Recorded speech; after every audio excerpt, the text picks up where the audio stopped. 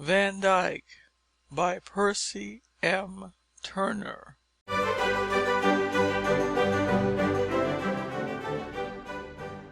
Please like this video so that more people have access to this content. Enjoy and also follow this channel to see other videos about art. Chapter 1 of Van Dyck. The Early Days.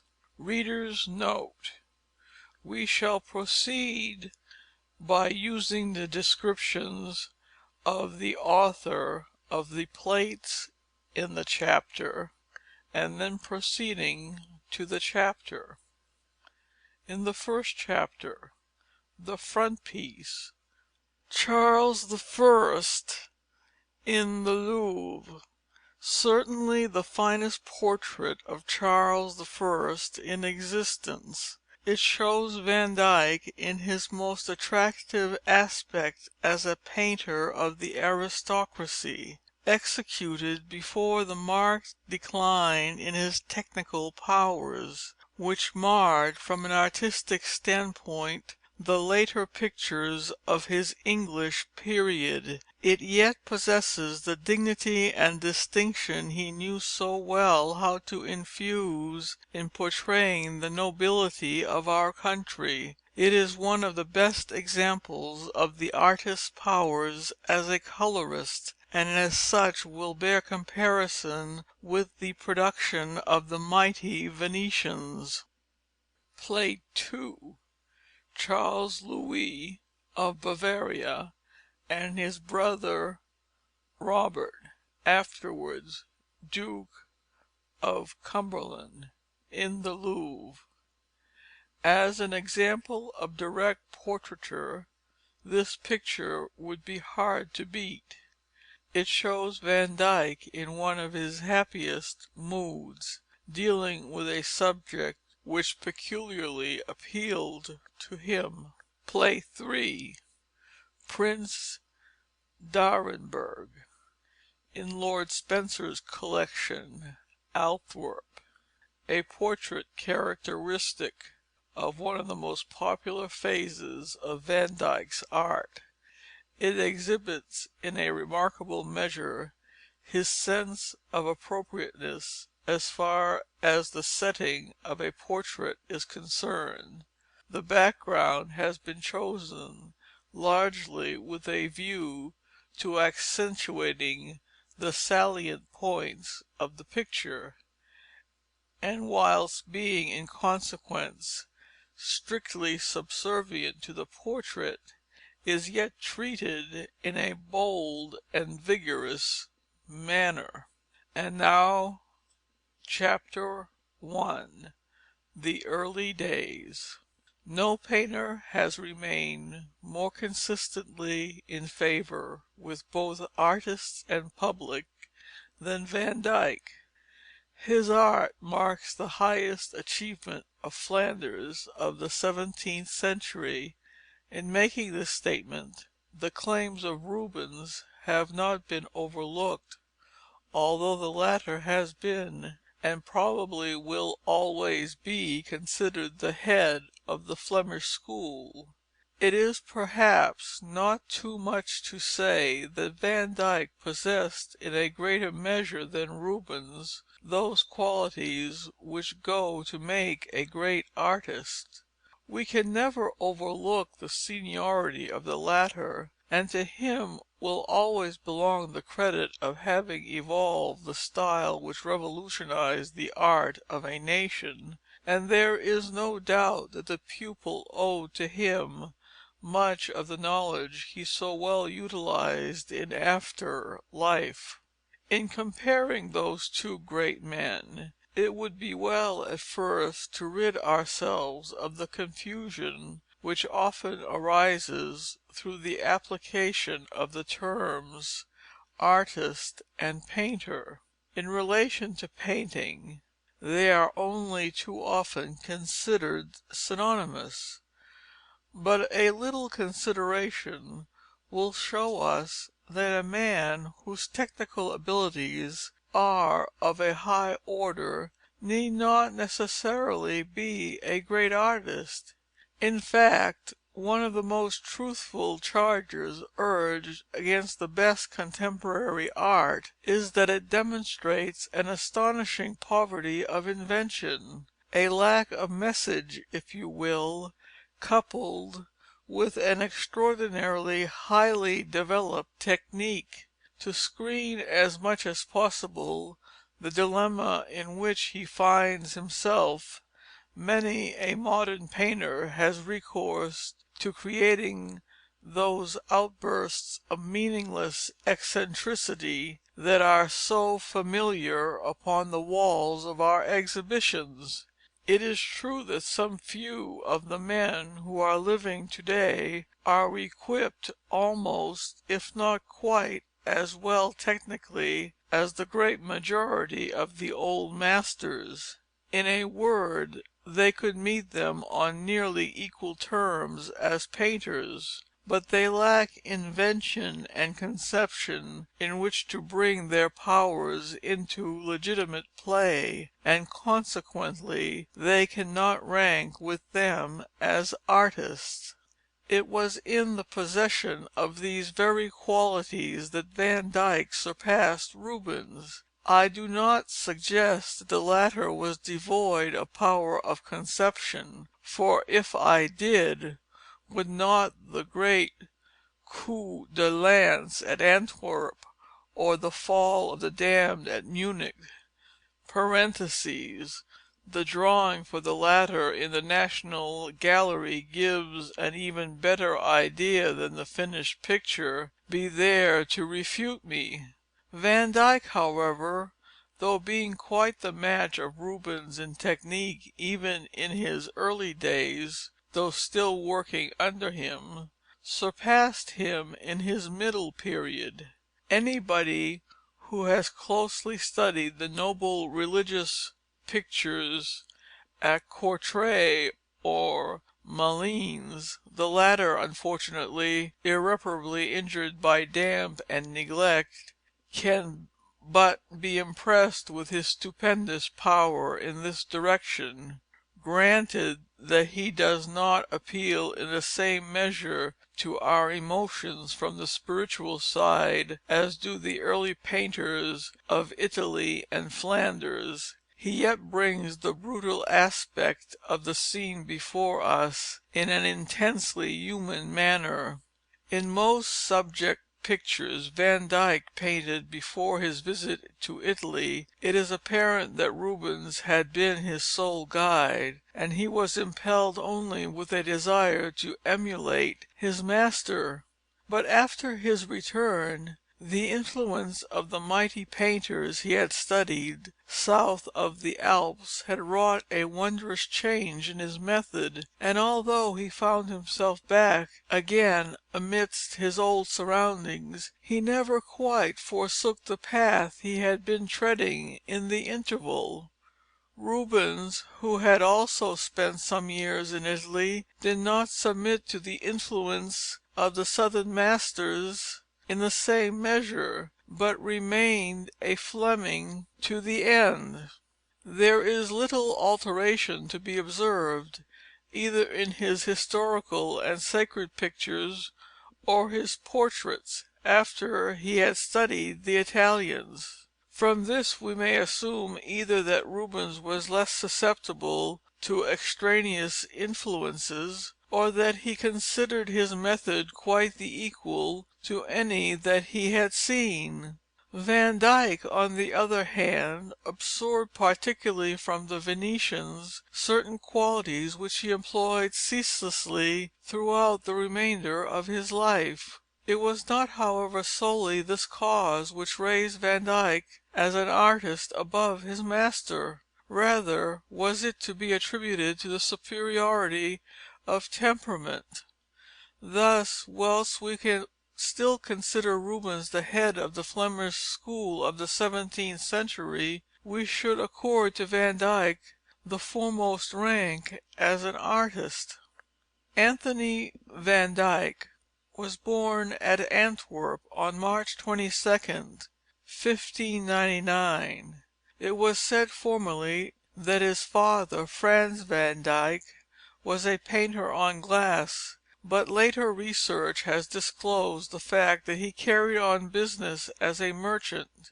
His mother practised the art of embroidery with no mean skill, and her works appear to have been held in considerable esteem. The young painter had, however, the misfortune of losing her when he arrived at the age of 8. We know but little of his early years, but he must have shown considerable aptitude for drawing, for we find him already the pupil of Heinrich van Balen in 1609.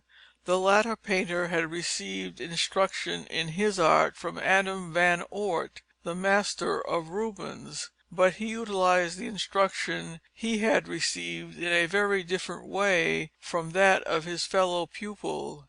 He studied in Italy for some time, and upon his return to Antwerp became one of the most popular painters in the city. Several works still remain there testify that his sojourn in the south had not entirely effaced his Flemish training. He excelled particularly in cabinet pictures with subjects inspired by the classics, in which the landscapes were sometimes painted by Jan Bruegel. These were wrought with wonderful finish, and were much admired by his contemporaries for the purity of their colouring. At the same time, while being a good craftsman and filling an honourable position in the history of the school, it cannot be claimed that he possessed genius in an extraordinary degree.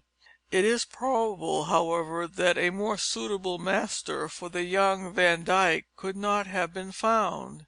In the studio of so staid and sober a painter he would not be brought into contact with any of those pyrotechnics which have wrought such havoc with the art of young artists when encountered at the outset of their careers. On the other hand, Van Balen is likely to have insisted upon great care being exercised in drawing and in the finishing of minutest detail. Such rigid training is excellent, for whilst it does not hinder further developments upon other lines in the least degree, it ensures that all future progress shall be built upon a solid foundation. At this time, however, Rubens, having returned from his wanderings in Italy and Spain, had settled in Antwerp. His new position as court painter to the Archduke Albert and the Archduchess Isabella brought him into great prominence and ensured him constant occupation. Even at this early period his art was approaching maturity, and if he had not yet developed the dazzling brilliancy and facility of his later time, he was still far ahead of any painter modern Flanders had produced. We have only to contemplate the works of his contemporaries, and those who immediately preceded him, to imagine what a profound sensation this young man created in Antwerp. It seldom fell to the lot of an artist who was but just over 30 to have been in the service of such an illustrious personage as the Duke of Mantua. The latter, moreover, so highly esteemed his talent that he wished him to return to his service even after he had returned to Antwerp. Further, the Duke had such confidence in Rubens' diplomatic ability that he sent him upon important business to Philip III in Madrid. The experience he had gained both in Italy and in Spain, where he had seen and copied many of the greatest works of the Italian Renaissance, served to develop a genius which in itself was of the first order, and the fruits were immediately visible upon his arrival in Antwerp.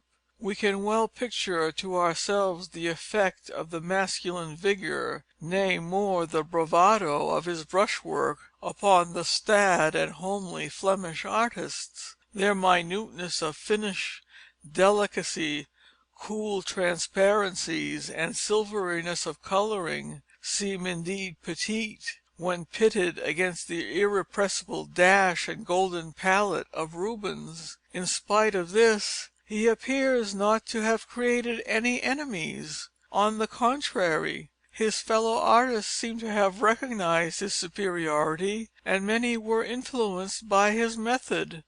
To estimate to the full the revolution he wrought, we must compare the masters whom we found installed in favour in Flanders with the school he so soon created. The older painters being affected in so visible a degree, we can quite imagine how easily one so young and impressionable as Van Dyck would submit to the new influence. Here was a master whose art, glowing with the full-blooded vigour of Italy, yet retained the healthy freshness of his native country. Restrained and held in leash as he would be in the studio of Van Balen, we can sympathize with his yearning to migrate to that of Rubens. He speedily joined that ever-swelling body of artists who gathered themselves round the great master. For some years he worked side by side with Snyders and Seghers. The progress he made during this time was considerable. Indeed, it is frequently difficult to decide whether certain pictures produced in these years are the work of the master or the pupil, so thoroughly had he acquired Rubens' technique. In connection with this story, the details of which have frequently been challenged, is told. It is said that Rubens, leaving his studio one day to take a walk, had left a picture in the process of painting upon his easel. The students were anxious to inspect it and observe the method he was employing. Finally they induced his servant to admit them. Being a numerous crowd, some amount of struggling took place to get near the canvas. The result was that one of them, it is said, Van Diepenbeck, fell against the canvas and injured the picture. Dismay spread throughout the room. When they had recovered their presence of mind, some one proposed that the damage should be repaired before Rubens returned. By common consent Van Dyck was chosen, and he set to work with a will. Upon Rubens entering his studio next morning, surrounded by his pupils, he selected the repaired part and said that was by no means the worst piece he had painted the day before. Upon a closer examination the damage revealed itself, but so cleverly had Van Dyck performed his task that Rubens decided to leave it as it was.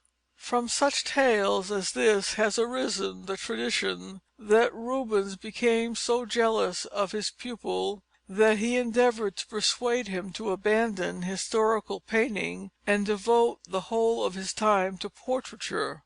Such statements are not only in opposition to all that we know of Rubens' character, but there is further evidence that when he finally parted from Van Dyck they were on the very best of terms. Indeed, Rubens went so far as to make him a present of one of his finest horses for the purpose of his journey to Italy, whilst Van Dyck left with his master a portrait of Rubens' wife as a souvenir. He further retained the services of Van Dyck as his assistant, which he would not have done had any jealousy existed between them. It was probably the pressure of commissions which flowed in upon him in innumerable quantities that induced him to take this step. It was quite impossible for the master himself to accomplish all the work he undertook. Outside Italy he was the first master to employ his school as a sort of manufactory on a large scale. So well did he train his assistants that he had only to make the sketch himself and to superintend its painting for a large work to be turned out in an incredibly short time. As Van Dyck was his most capable assistant, he would certainly employ him upon the important parts, and it has already been pointed out that it is difficult to differentiate between the works of the two men at this time. It would be still more difficult to decide definitely what hand Van Dyck had in the large number of religious and historical pictures that were being sent out under Rubens' name at this time. During this period, however, Van Dyck had acquired a reputation of his own. He had been elected a master of the Antwerp Corporation of Painters in 1618, that is, while still in his 20th year. Chapter II of Van Dyck, The Journey to Italy. Reader's note: we have two plates. Plate 4, Portrait of Van Dyck the Artist, in the Lord Spencer's collection at Antwerp. One of the most striking portraits of the artist, painted at a fairly late date in his career. It shows the painter prosperous and rich, and by no means ill pleased with his lot in the world. Full of life and gaiety, his joyous face gives us a good idea of the gratification he found in life almost to the end. Indeed, a deal of the fascination of his art arises from his approaching his subjects in this happy frame of mind. Plate 5, Philippe le Roi Seigneur de Ravel, in the Wallace collection, the masterpiece of Van Dyck's second Flemish manner. In it we see the culmination of the influences he had brought away with him from Italy, sobered by a renewed contact with the productions of his illustrious master. The dignity of pose probably derived from Moroni and Titian, united with the fact that his immense technical powers are brought into play in an unsurpassed degree, certainly proclaimed it as one of the greatest portraits in the world. Van Dyck executed an etching of Philippe le Roi, probably based upon this portrait, which ranks very high amongst his productions in this way. And now to Chapter II, The Journey to Italy. It was the habit of most northern artists at that time to make a journey in Italy. The renown of the works created during the preceding 2 centuries by the Italian Renaissance had spread all over Europe, and no young artist considered his education complete without having spent a few years in studying them. Moreover, they found that patrons patronized them better if they had been through this Italian training. These ideas were rather dictated by the prevailing fashion than by any solid good to be derived by the artists who underwent it. We have innumerable examples of Dutchmen and Flemings whose natural genius became perverted upon Italian soil. Nicholas Berchem and Karl Dujardin were striking examples of the sad results which frequently accrued of thus transplanting themselves into a country with which their temperament had nothing in common. It is probable that had Karl Dujardin remained in Holland, the world would have been enriched by a landscape painter of the first order, for he had gifts far above even the average painter of his time.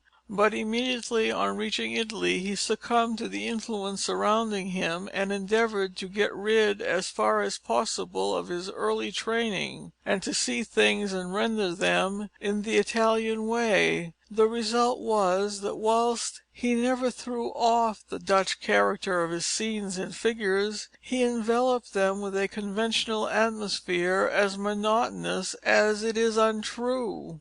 We have already seen the results the Italian journey had upon Rubens. There was no inducement for Van Dyck, comparing, as he would be able to, his master's pictures painted before his journey to Italy, and those which he executed afterwards, to undertake the same trouble, it is rather to be thought that he was decided to see the artistic Mecca for himself, by the glowing accounts of its treasures that he heard from time to time from Rubens' own lips; for the latter, small as had been the influence of the great Italian masters upon his works, was nevertheless of a disposition peculiarly adapted for keenly appreciating merit whenever it was brought under his notice. We can quite imagine that during those early days in Antwerp his pupils, whilst at work,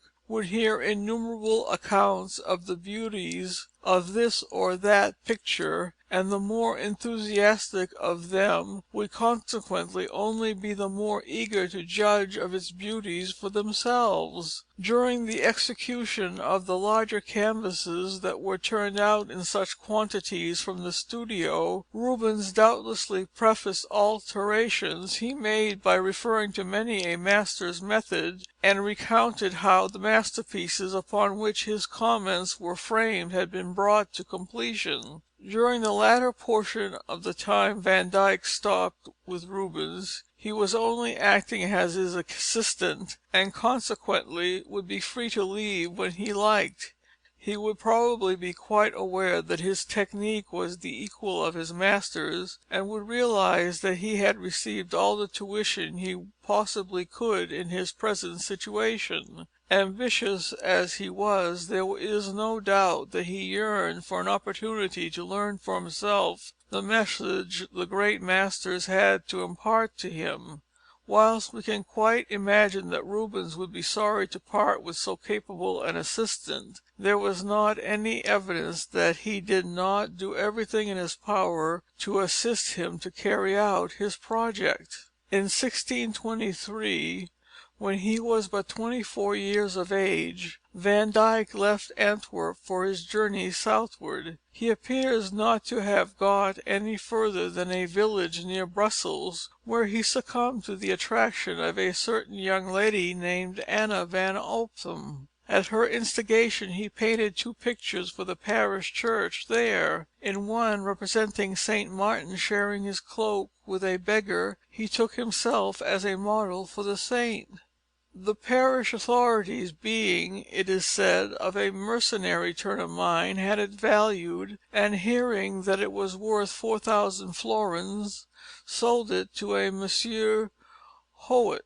The people of the village, however, hearing of the sale, determined to prevent the removal of the picture at all costs, and when the purchaser arrived he found not only the peasants but their wives and children armed, and was obliged to escape ignominiously through the priest's garden and return to Brussels without his prize. While still residing in the village, Van Dyck painted the portrait of Anna van Ophem surrounded with the dogs belonging to the Infanta Isabella, of which either she or her father had charge, and a picture of the Holy Family in which she figured as the principal personage. Rubens, hearing of the prolonged sojourn of his pupil at Salveltheim, arrived one day upon the scene, and finally induced Van Dyck to tear himself from his mistress and continue his journey to Italy. The great object of his visit was to study the Venetian masters, and accordingly he repaired forthwith to the city of lagoons. We can picture him standing for the first time before those wonderful portraits of Titian and Tintoretto, Palma Vecchio and Moroni, about which he had heard so much in his student days in Antwerp. That he was not disappointed is evidenced by the fact that almost immediately a change is observable in his method. He cast aside as speedily as possible the silveriness and coolness which had characterized his palette when working in Antwerp, and endeavoured to assimilate in as great a degree as possible the golden luminosity and subtle handling of the mighty Venetians. It is probable that Titian held the first place in his estimation, for it is rather upon his method that all his subsequent developments in technique are based. But perhaps full justice had not been done to the influence Moroni had in moulding his youthful genius. One has only to compare, for example, the full-length portrait of an Italian nobleman, No. 1316 in the National Gallery, with that marvellous representation of Philip le Roy in the Wallace collection, reproduced in this volume, to see the connection between the two painters. There is the same air of distinction in each portrait, and in silveriness of colouring and elegance of pose there is much in common. These are not isolated examples in the life work of the two masters, but are rather representative of a whole series of portraits in which their genius runs on nearly parallel lines. We cannot wonder that Van Dyck was not much impressed by such of the Umbrian painters as he came in contact with. There was still left in these men the remains of that mysticism which was born of the intimate contact with religion in relation to life that had originally brought it into being. The religious art of the Netherlands, I am speaking now of that which arose after the middle of the 16th century, was built upon a purely human and materialistic basis. If a scriptural scene was represented, it was brought before us as a subject from everyday life, a martyrdom with all its brutality, a crucifixion with all its physical horror, and a Madonna and Child simply as a peasant girl with a child, set in homely surroundings. Our artist, endowed with the same temperament as the men who had created such works, and who moreover was perhaps the best exponent of this school of painting, with the possible exception of Rubens himself, could not be expected to be touched with the subtleties of Botticelli or Filippino Lippi. Further, it is not unlikely that he found he could learn little from the technique of Raphael or Andrea del Sarto. But with the Venetians it was quite otherwise. From the early days of Giovanni Bellini they seem to have treated religious subjects in just as materialistic a manner, if less grossly and repugnantly than the Flemings themselves. One has but to contemplate the life work of Titian to see how little religious feeling in the Florentine or mystical sense of the term there was in his art. Even the two most impressive religious pictures he ever painted, the Entombment in the Louvre and the Christ crowned with thorns at Munich, would certainly not have pleased the patrons of Ghirlandaio or Pollaiuolo. But Titian and his contemporaries constitute the zenith attained by Italian materialistic art, at any rate in point of technique. It is more probable that Van Dyck found certain points in his master's method crude compared with that of the Venetians, and although, as we shall see later, he endeavoured after his return to Flanders to retrace his steps in a measure, the influences he brought away with him from Italy remained during his whole life. He went from Venice to Genoa, and there his style created such an impression that he found many of the nobility eager to have their portraits painted by him. Formerly his Italian manner, as it is called, was to be best studied in that city, but as years have rolled on, many of the finest examples have become scattered over Europe and America. The two fine portraits recently added to the National Gallery date from this period, and although, owing to their condition, they do not set forth his talents at their best, will give a good idea of the changes his method had undergone since he left Antwerp. Two of the noblest portraits of the Genoese period were formerly in the collection of Sir Robert Peel, but after being sold at auction in London some few years ago, finally found a permanent home in the Berlin Gallery.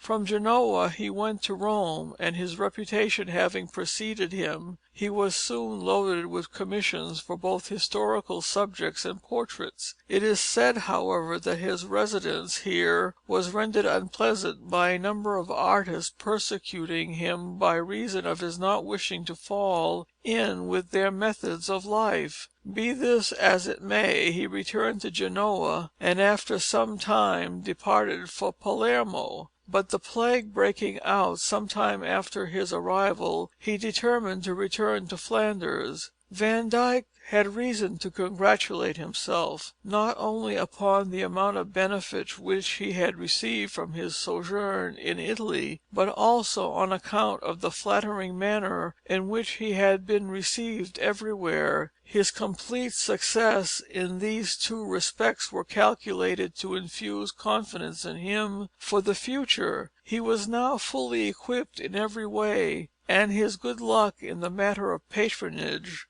so lavishly bestowed upon him in Italy, was destined to pursue him in his future career, until finally the immense amount of work he undertook in consequence had an adverse influence upon his later productions.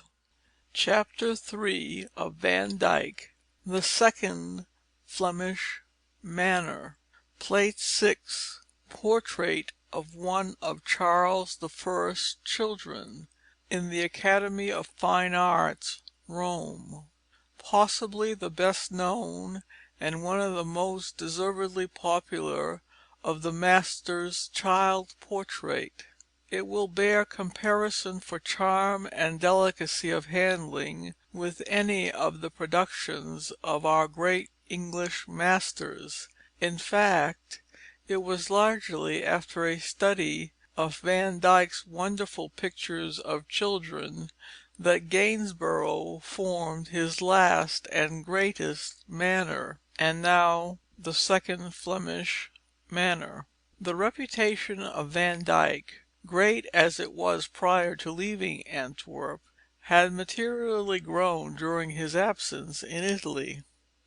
From time to time reports reached his fellow townsmen of the brilliant success he was achieving there, the high personages with whom he was mingling, and the flattering praise accorded to his productions. We may be sure that returning travellers would relate the astonishing progress he was making, and consequently his friends would await with eager anticipation the proofs of all they had heard. There could be no doubt that Rubens would be amongst those who would be most interested in his progress, and he would be curious to see the influence the Italians had exercised upon his technique. His talents were soon put to the essay in the form of a commission for a large picture representing St. Augustine in ecstasy, surrounded by angels and saints, for the church of the Augustines in Antwerp. As a result of this first effort, both his patrons and the public were delighted, and the commissions for works of a similar character flowed in upon him from every side. Rubens had fairly early in his career instituted an ingenious method for making his works widely known. He employed, under his own direction, a number of engravers whose names have become household words. Technically considered, they were as well equipped as any who have ever lived. The name of Paul Pontius, Lucas Vorsterman, and two Balsworths, Peter de Jode, are held in reverence by every admirer of engraving. Their remarkable fidelity in transcribing the works of Rubens render it frequently unnecessary to see the originals themselves in order thoroughly to study them. I am perhaps not going too far when I say that they understood the art of translating colour effects into black and white in a manner unknown previous to their time and never surpassed afterwards. The tone values of the paintings themselves are preserved. There is no doubt that this excellence was due to the guidance of Rubens. He superintended each plate in process of preparation, and rectified with his own hand any errors that might have crept in. In this way Rubens rendered an immense service to art. Quantities of these prints went out to foreign countries, and were prized by both artists and collectors, serving to stimulate the former to renewed efforts, and to improve the taste of the latter. At the same time he is to be credited with having brought the engraving art to a pitch which has never been surpassed. When Rubens saw of what his pupil was now capable, he immediately turned the attention of his engravers to his works, and until Van Dyck practically ceased historical painting, we have as many plates worked after his designs as from those of his master.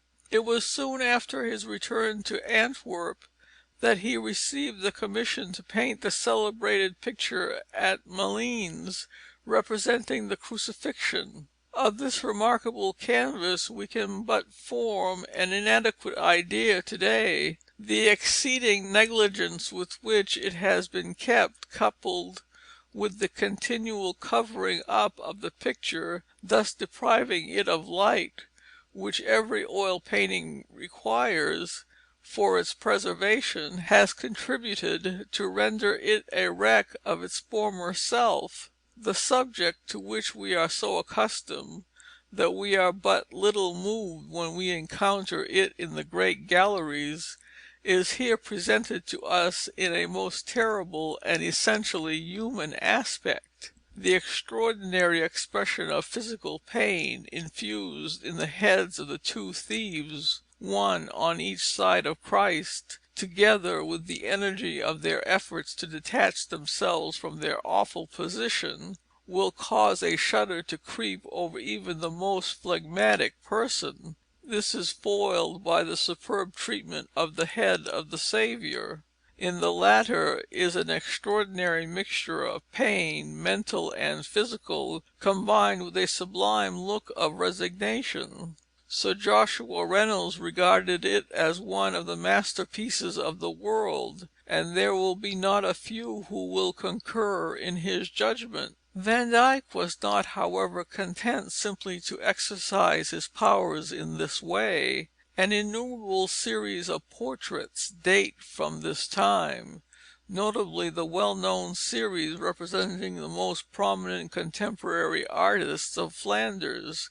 These productions are well known from the engravings executed after them. The originals are now distributed throughout the world. It is said that Van Dyck's position in the Netherlands, in spite of the quantity of patronage bestowed upon him, was anything but pleasant. The jealousy of his rivals was particularly irksome to a man of his disposition. In the intrigues with which he was surrounded Rubens had no part. On the contrary, he always sustained the cause of his brilliant pupil with the utmost enthusiasm and fidelity, and it is probable, in view of this fact, and the renown which Van Dyck himself had attained, that he would have worn down the opposition, and caused the calumnies with which he was beset to fall upon the heads of their originators. But the taste for travel which he had developed in Italy probably impelled him to seek relief outside his own country. Accordingly we find him employed at the Hague, certainly not a great distance from the seat of his recent troubles, but sufficiently far to remove him from their reach. Here he painted the portrait of the Prince of Orange and innumerable personages of his court, in addition to receiving ample encouragement from the foreign ambassadors. It was not, however, to be expected that so small a city with its limited scope would long suffice for a man of his ambitions. His eyes were set upon England.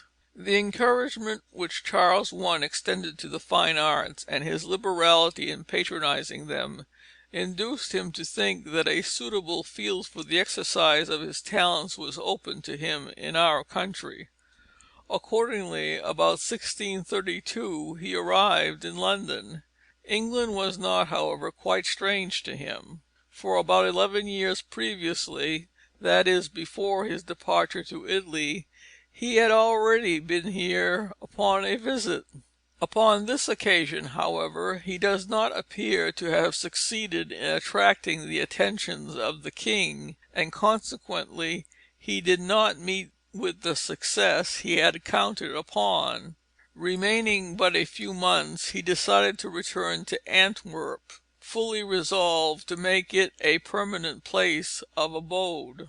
Meanwhile, however, Rubens had been sent by the Infanta Isabella on a diplomatic visit to Charles, who received him in the most gracious manner, and created him a knight.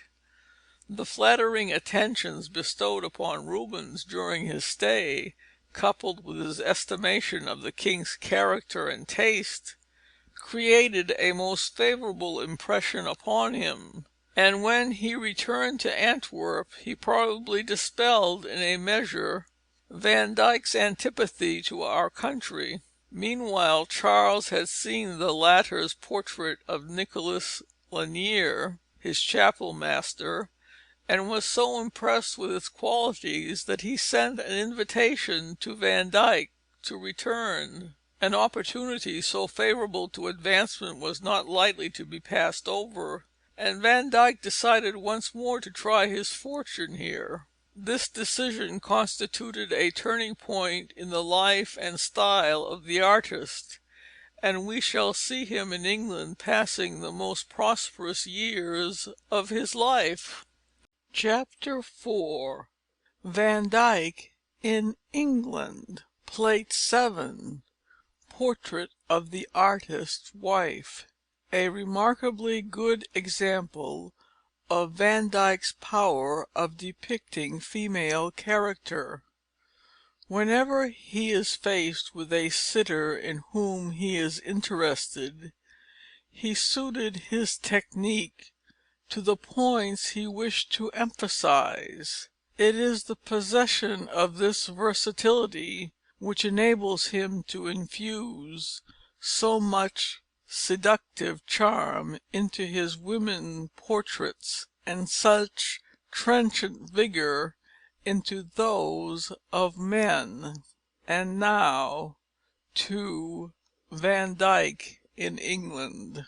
There never was a time in the history of the English court when such opportunities for advancement were presented to an artist possessing the genius of Van Dyck as during the reign of Charles I.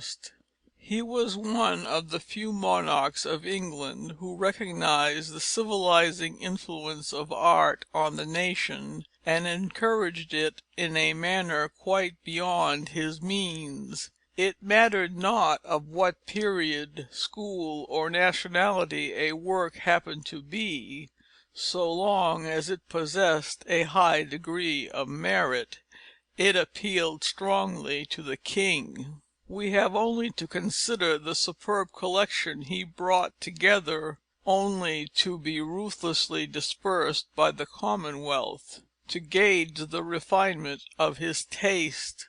Many of the priceless possessions of foreign galleries formed part of his collection, and if England had only been in a position to retain her hold upon them, we should no doubt to-day be in possession of the finest assemblage of Italian art in the world. I need only enumerate the sumptuous portrait of Alfonso of Ferrara and Laura Diatani, and the entombment by Titian in the Louvre, and the portrait of Erasmus by Holbein in the Louvre, and the marvellous portrait of a young woman for so many years wrongly ascribed to the same master at the Hague, the portrait of Albrecht Dürer by himself in the Prado, and the two masterpieces by Gertjan van St. Jans in the Imperial Gallery at Vienna, to demonstrate the quality of his many possessions. In England we still have retained a few of his treasures.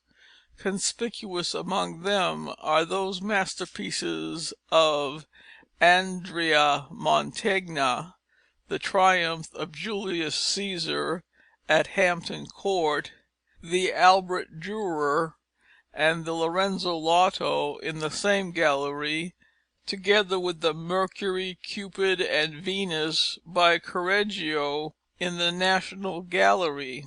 Needless to say that a collector who had sufficient taste to bring together such a notable assemblage would demand a very high degree of talent indeed in a painter who was working for the court. Charles had, moreover, been brought into contact with the brilliant achievements of Rubens, and would in consequence expect a great deal from a pupil whose merits he had heard so extolled. The portrait of Nicholas Lanier appealed to him immediately. He saw in Van Dyck a man whose performances, even at this early age, far surpassed those of any painter then working in England. Charles, who immensely admired the portraits of Rubens, saw in those of his pupil an Italian quality lacking in the former, and this would additionally attract him. Van Dyck's reception was most flattering. He was given a lodging at Blackfriars amongst the other painters, and was set to work immediately for the king. Charles was quite as much taken with the courtly qualities and conversation of his newly found painter as by his talent, and greatly enjoyed his company. He was accustomed to go to Blackfriars by water, and to chat with Van Dyck whilst having his portrait painted. From this time date innumerable portraits of Charles and his queen, Henrietta Maria, with which we are so familiar. The fashion thus set by the king was speedily taken up by his court, and the nobility of England competed with one another for the privilege of having their portraits painted by the brilliant Fleming. Soon after his arrival Van Dyck received the honour of knighthood, and in addition to being appointed painter to his Majesty, had an annuity of £200 per annum settled upon him. The quantity of commissions which now flowed in upon him was prodigious, and he was sorely taxed to keep pace with them. He was enabled in consequence to raise his prices considerably without in the least diminishing the patronage bestowed upon him. He commenced to entertain on a lavish scale, and his table was frequented by the highest in the land. It is said that after occupying the morning in painting portraits, he would invite his sitters to dinner, and then, from the study he had made of their countenances during the meal, would work upon the portraits again in the afternoon. Although Van Dyck had been accustomed to good society and living, the overwhelming good fortune which was now his lot appears to have developed bad habits in him. He soon acquired luxurious habits, which finally undermined his health. Passionately fond of music, he liberally encouraged all the professors of that art, and gratuitously painted the portraits of its most celebrated exponents. The demands upon his purse at this time must have been enormous, and in order to increase his output, and consequently his income, he had recourse to the means he had seen Rubens so successfully employ in Antwerp. He brought together a school of painters who worked under his direction. The portraits dating from this period consequently not only show the marked deterioration in his technique, but also, beyond the heads and hands and a few other essential details, contain but little of his own work. His assistants were so thoroughly trained that they were enabled to paint the draperies and their accessories in a style which welded perfectly with his own brushwork. These facts have to be carefully remembered whenever we are contemplating a work of the English period of Van Dyck, For were we to form our judgment solely upon the portraits he had painted prior to going to England, we should reject many of the former as not being from his hand. There is further the added difficulty that his assistants executed pictures in his manner on their own account, and it is only by the lack of that spark of genius he was enabled to infuse in those parts of a portrait he executed with his own hand, that we are enabled to differentiate between them. Many of the portraits of the king and queen which were sent as presents all over Europe were but the productions of his studio. It is only in such superb presentation of Charles as that in the Louvre at Windsor and in the National Gallery that we are enabled to judge of his capabilities at this period. He now almost entirely deserted historical painting. There was no demand for it in England, and his attention was exclusively devoted to portraiture. Moreover, if we may judge from the ever-increasing facility with which he was wont to paint, it may be fairly said that his attention during these years was being diverted from painting to pleasure. He never lost interest in his art, but he was impelled to adopt a more facile manner by the pressure of his engagements and his ever-increasing expenses.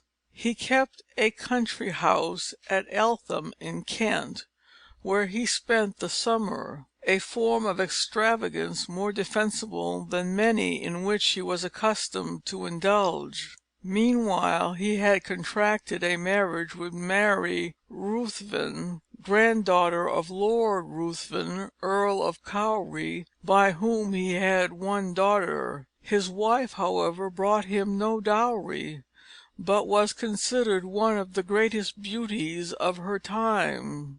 Soon after his marriage he left England with his wife for the purpose of showing her his native country. They travelled for some time, visiting his family and friends. Then the idea occurred to him that he would proceed to Paris, with a view of sharing, if possible, in the contemplated decoration of the Louvre, and thus win laurels equal to those of Rubens had gained by his work in the Luxembourg. He arrived, however, too late. Nicolas Poussin had been brought especially from Rome for the purpose, and the work was in hand. Disappointed in this, and still desiring to execute some great work by which he might secure a lasting renown, he returned to England and proposed to the king, through the medium of his old and trusty friend Sir Kenelm Digby, to embellish the wall of the banqueting house at Whitehall with the history of the Order of the Garter. The ceiling of the sumptuous chamber had already been painted by Rubens, and Van Dyck no doubt considered that his work would blend admirably with that of his master. The sum he asked for, £8,000, although considerable, would no doubt not have stood in the way of the execution of the project had it occurred at an earlier date in the reign of the unfortunate Charles. The kingdom, however, was already in a turbulent condition. Funds were scarce, and such as existed might have to be employed at any moment in raising an army to defend the king's cause. Charles was now occupied in a life and death struggle with his people, and had no time to devote to artistic pursuits. Van Dyck consequently waited in vain for an answer, and it is to be supposed that meanwhile commissions did not come to him as easily as formerly. Young as he still was, the effects of his past luxurious life were beginning to tell upon him, and coupled with the disappointment occasioned by the rejection of his proposal, contributed to bring on gout. He began to have financial worries too, but these can hardly have been sufficiently great to have troubled him much, for he left at his death property to the value of £20,000.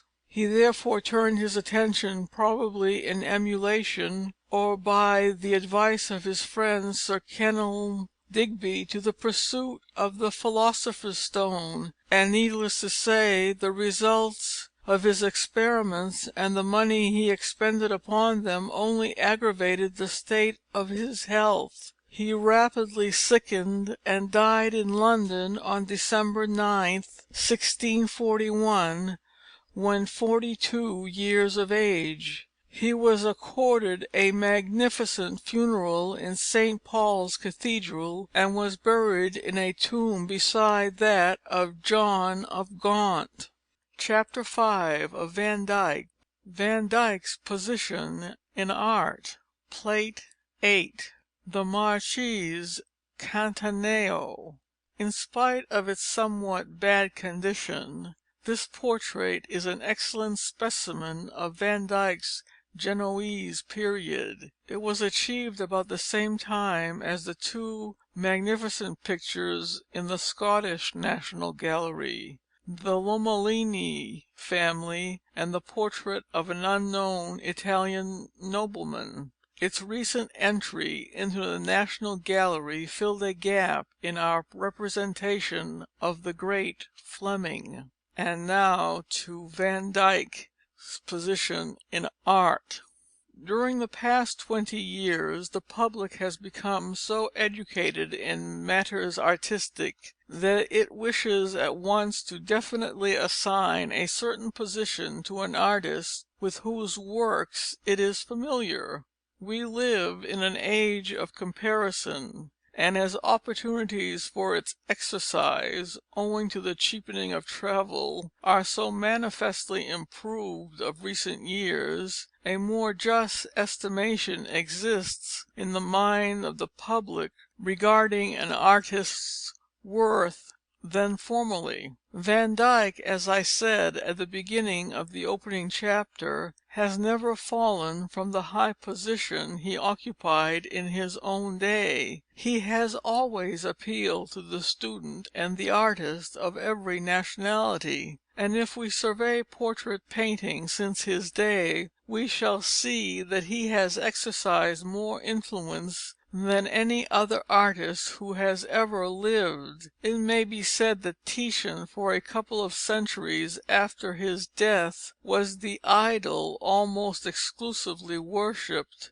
and that during the last 50 years Velazquez and Rembrandt have been the ideal painters dangled before the public and themselves. But both of these mighty masters have had their ups and downs. The genius of Rembrandt was certainly not appreciated until the end of the 18th century, and even then his stupendous powers were not recognized as they have been in our own day. The worship of Velazquez is quite a modern institution, and it is not at all unlikely, in the opinion of well-informed critics, that if his influence, which has now reached a decadent stage, is not curtailed, it will create as much havoc amongst modern portrait painters as the example of Constable has had upon certain phases of landscape painting. It can never be laid to the charge of Van Dyck that any period of his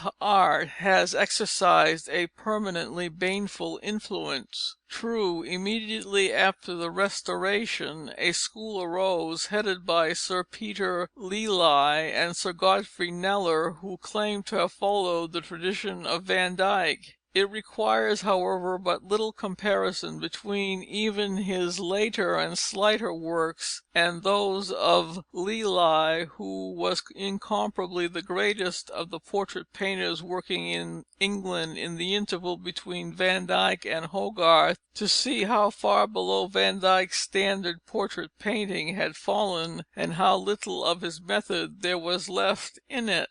Van Dyck has exercised more influence in England than abroad. Many of our greatest 18th century portrait painters have largely formed themselves upon his example. Gainsborough was the most conspicuous instance of this. From his earliest days he worshipped the great Fleming, and that the spell never left him may be gauged from his dying words: "We are all going to heaven, and Van Dyck is of the company." Even prior to his departure for Bath, his portraits possessed many of the qualities of Van Dyck; but after arriving in the western city, then the centre of a rich and fashionable world, he had manifold opportunities of studying his favourite master. His brushwork became at once more refined, his colouring more transparent, and his method in every way more facile. Before leaving Bath he had produced portraits which are worthy to be placed alongside those of Van Dyck, and after a few years' residence in London had created those marvels of the brush which contend for supremacy with the finest works of the Fleming. For example, what portrait of the latter master could be cited to surpass the portrait of Mrs. Graham in the gallery at Edinburgh, the superb group at Dulwich, or the Blue Boy in the possession of the Duke of Westminster? Reynolds appears to have worked more in emulation of Titian than Van Dyck. He painted in a solider and apparently slower manner, and if the slicked, if I may be allowed an Americanism, of the Flemish master appealed to him, it yet had no visible effect upon his own technique. The minor masters of our school demonstrate materially how much they owed to Van Dyck. Allan Ramsay and Coates bear adequate witness of this. Full justice, however, has not been done to the good wrought for English art by his immediate followers and pupils. It is only of late years that the portraits of old Stone are beginning to be sorted out from those of the later period of Van Dyck. Stone was occupied in copying or making replicas of the portraits of Van Dyck, and so well did he succeed in his task that even to this day numerous works by him are to be found in the country houses of England, passing under the name of the great master. Then we have William Dobson, whose works are worthy of yet more study than has hitherto been accorded them. He did not long survive Van Dyck, dying in 1646 at the early age of 36. He was probably the most gifted of all his pupils, and had he lived at any other period would probably have been held in great estimation. There is an excellent example of his brush in the National Gallery, the portrait of Endymion Porter, groom of the bedchamber of Charles I. In many of the other examples strewn about the country he shows yet a greater approach to Van Dyck. Still the Trafalgar Square picture is a worthy example of his powers at his best. His masculine handling and sense of colour place him, from a purely artistic standpoint, far above such men as Lely and Kneller, who followed him. Another painter who wrought excellent work under the Commonwealth was Robert Walker, who was much patronized by Oliver Cromwell and his party. He appears to have been one of the few portrait painters who flourished at this time. He acquired in a remarkable manner the liquid transparent style affected by Van Dyck during his last years in England, and coupling with this remarkable powers of fidelity, his portraits possess great attractions for the artist as well as the student of history. As I have already said, the influence of Van Dyck upon the painters who flourished throughout the 3 succeeding reigns was a decadent one. Sir Peter Lely, who came to England at the age of 23 with the Prince of Orange, the son-in-law of Charles I., was the best of all these men. He was born in Westphalia, of Dutch parentage, and was educated in the school of Pieter Frans de Grebber at Haarlem, but his entire method was built upon Van Dyck.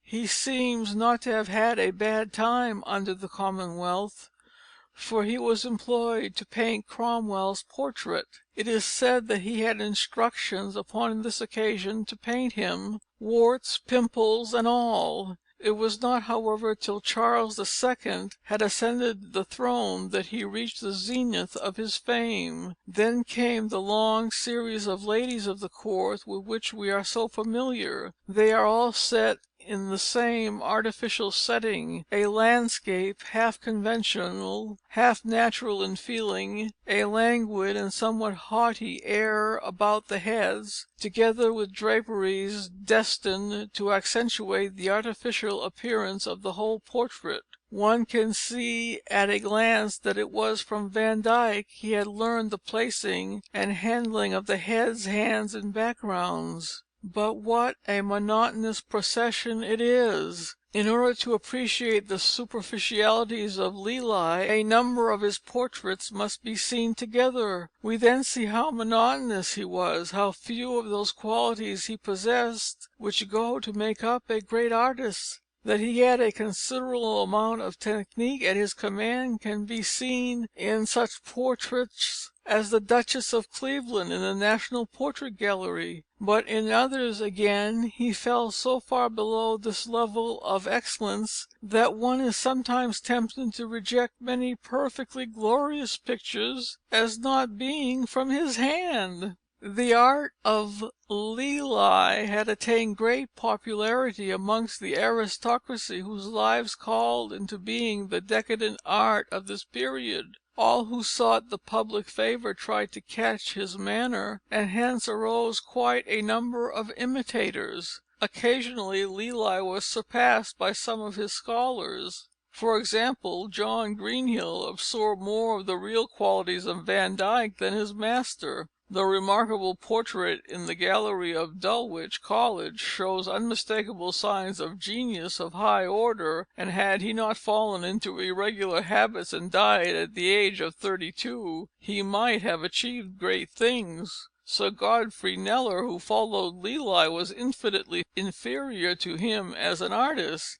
He claimed, too, to continue the Van Dyck tradition, but by this time the art of portrait painting had sunk into such a deplorable condition, owing to the depravity of public taste and to the slavish imitation of the brilliant Fleming, that there are few of his pictures that appeal in the least to the artistic sense. It was not until the great period of English painting, beginning with Hogarth, of which I have already spoken, that the downward career of painting in this country was finally checked. So far our attention has been devoted to discovering the visible effect of Van Dyck's art upon his contemporaries and followers. The fact that on the whole his influence was decadent in this direction must not allow us to detract from his own qualities. We must rather search for the reasons which caused his art to retain such a hold upon generations of English painters. It must not be forgotten that Van Dyck's profession in England was essentially that of a portrait painter, and he was employed by the aristocracy exclusively. He indeed may be called the aristocratic painter par excellence, and in this respect does not yield to either Titian or Velázquez. It was, however, when he strayed from his normal course that he revealed his deficiencies. The few extant portraits of the lower classes demonstrate amply how unsuited he was to portraying any below the upper ranks of life. To every plebeian sitter he imparted an air of gentility and distinction quite out of keeping. Until the advent of Wilson and Gainsborough, portraiture was the sole art, at any rate as far as painting is concerned, that flourished in England. Its patrons were all of the upper classes, and the Van Dyck manner, which by this time had become a tradition, was recognized by both artists and sitters as the best suited to their purpose.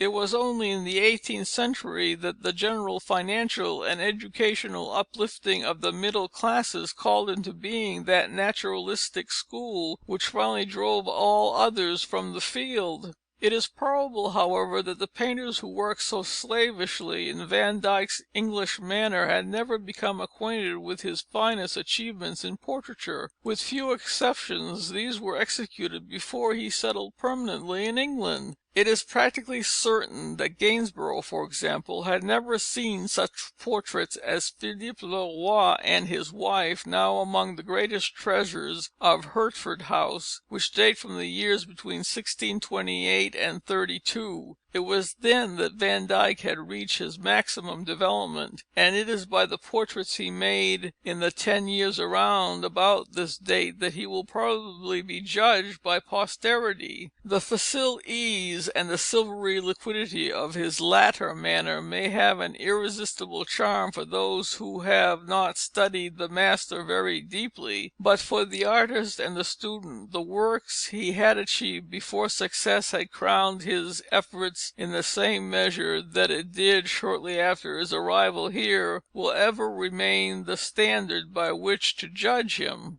At this time he displayed great assiduity to learn anything he could either from his predecessors or from his contemporaries. In this connection it may not be out of place to relate a story, the truth of which has frequently been challenged. Having come across some portraits by Frans Hals, and being very anxious to see the master at work, he made a journey to Haarlem. Upon inquiring at the Dutchman's studio, he found that Hals was at his usual tavern. He accordingly sent word to him that a stranger was waiting to have his portrait painted, and that he had but 2 hours to give him before leaving the town. Hals arrived immediately, and in view of the shortness of time at his disposal, set to work with a will. Van Dyck, who, needless to say, had not been recognized, remarked, as Hals was putting on the finishing touches, that painting seemed a very easy process, and asked to be allowed to try his hand. Accordingly they changed places, and Hals soon perceived that the stranger was no novice in handling of the brush. As the work proceeded, his curiosity became more and more whetted, and finally, unable to restrain his curiosity any longer, he went over to see how the work was progressing. One can imagine his surprise when he saw a masterly portrait in process of completion, and recognizing the handling, he immediately cried out, "Why, you are none other than Van Dyck, for he alone could have achieved what you have done." As an historical painter he takes a very high rank among 17th century masters. He was far ahead in vigour of treatment and in strength of brushwork of any of his contemporaries in Italy. The school of Bologna, whilst possessing a refinement he never attained, is effeminate in comparison with him. Their very eclecticism prevented them giving free rein to their fancy, and consequently the great majority of their work possesses a restraint of feeling coupled with a perfection of execution which neither Rubens nor Van Dyck surpassed. Van Dyck certainly stands out as the greatest scholar of Rubens in every way. His fellow pupils whom he left behind in Flanders could not compare with him. The works of the cleverest of them, Caspar de Grayer, appeared formal, indeed, when compared with any of the stupendous religious compositions still preserved in the great churches of his native country. Their chief merit is, as I have before said, in the exceedingly human presentation of the subject. The sense of physical pain and of human brutality has never been better treated, and if at times he carries this quality to a painful degree, no charge can be levelled against him on the score of feebleness or of lack of thoroughness in making his meaning quite clear. As compared with similar works by Rubens, they possess an interest for us which the latter cannot always command, by reason of their being conceived and finished by the master himself, whereas those of Rubens, more often than not, were only worked upon by the master after pupils had carried out the greater part of the work. Van Dyck's religious and historical pictures belong to the period of his career when his execution was at its zenith, and consequently they possess an extraordinary degree of interest to the artist. It is, however, to his early years that one must turn to form a just estimation of his abilities, and in his finest works he takes his place, beside Titian and Velázquez, Rembrandt and Holbein, amongst the greatest masters of portrait painting who have ever lived. End of Van Dyck's position in art. We hope you enjoyed this video. Please let us know in the comments what other art contents you would like to see. And don't forget to like this video and follow our channel. Thank you, and until the next video.